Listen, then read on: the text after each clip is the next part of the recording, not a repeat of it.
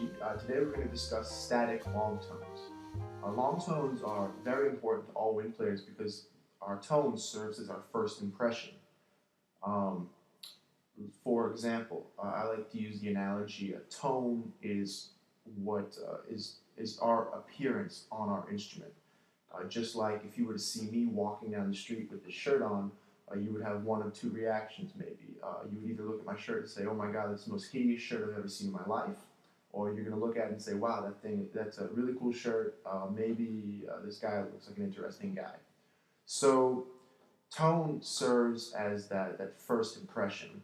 So if you go see a concert and you hear someone with just the most horrific tone in the world, it doesn't really matter what happens from that point on because you don't want to really hear anything that they have to say because it just doesn't sound good. If someone has a great tone, automatically you're very intrigued and very interested into their playing and what they might play on their instrument. I recommend that all young instrumentalists check out as many players on their instrument as possible to get a good idea of what a good tone is on that instrument. I've checked out countless classical and jazz clarinet players, um, and I use that as kind of a guide to guide me towards what I want to do with my sound. My big influences with sound are Alvin Baptiste and Eddie Daniels. I don't, well, I never want to sound like either one of them. I use them as a guideline to maybe, to some extent, to imitate the sounds. And I take things that they do with their pitch and with their sound, and I can imitate that in my playing and in my improvisation. But the best way to practice these long tone exercises is a static long tone exercises. And I call them a static long tone exercise because the pitch and dynamic level do not change during this exercise. This is the most basic long tone exercise. It's literally just consists of playing one note for a period of time without changing the pitch, volume, uh, no vibrato, and this gives you really a great chance to focus on embouchure, tongue position, hand position, really a lot of the fundamentals of playing an instrument. So I'll go ahead and show you an example of a static long tone.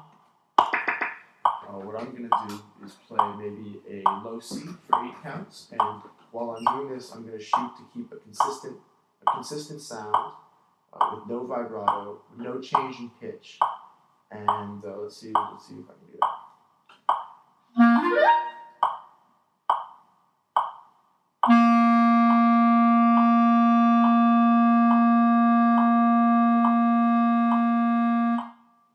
Okay,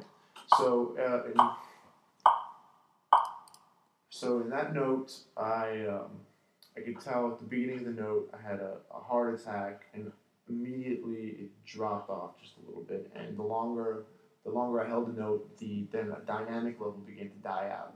So if I was to do this again, I would listen back to this recording, and I would try to flatline my sound without need to change.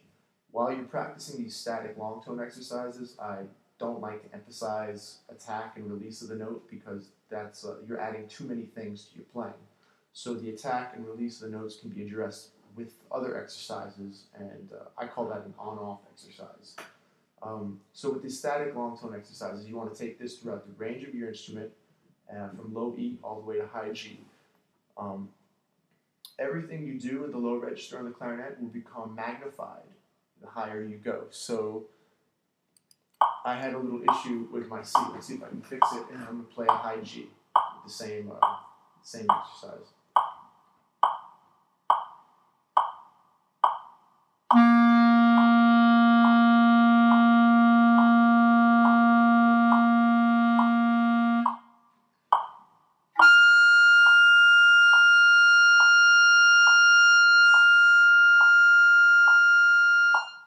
So you can hear that all the issues I had with my low C became that much more obvious when I played in the higher register.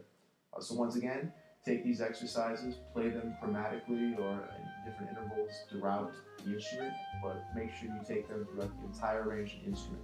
This will give you a good feel for each note and the pitch tendencies of your instrument.